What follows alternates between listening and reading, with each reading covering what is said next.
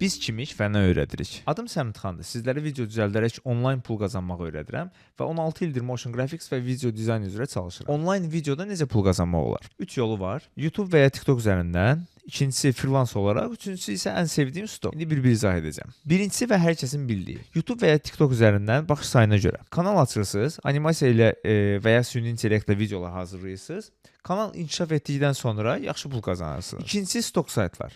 Siz hazır şablon və ya video düzəldib yerləşdirirsiniz stok saytlara.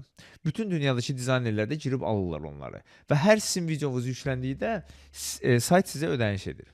Sual verən çoxdur ki, bəs digər dizaynerlər niyə bunları alırlar, özləri düzəldmirlər? Sadə cavab, almaq daha tez olur. Misal üçün, mən dizaynerəm və mənə 5 manatlıq sifariş verilib.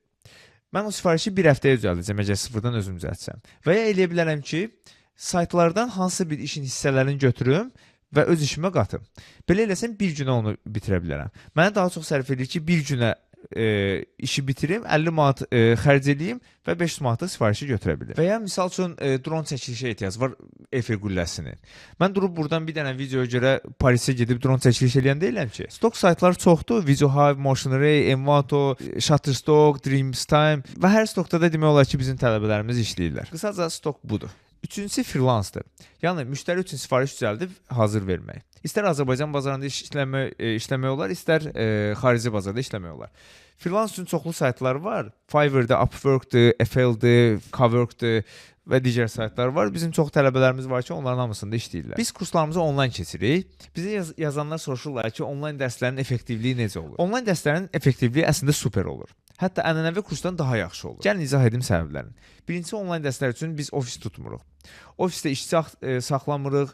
Ümumiyyətlə, ofisə aid onlarla xərclər var ki, onları eləmirik. Və bu səbəbdən kursun qiyməti 50, 55, hətta 60% aşağı sala bilirik. Fiziki ofis tutsaq, gərək o xərcləri də kursun qiymətinin üstünə qoyaq. İkinci səbəb, tələbələrin dərsə ayırmağa daha çox vaxtı qalır. Tıxac vaxtı güzbala ilə kursa gəl, sonra oradan yorğun evə qayıt. Ən azı 1-2 saat vaxtı alacaq bunlar. Həftəyə 4 saat edir.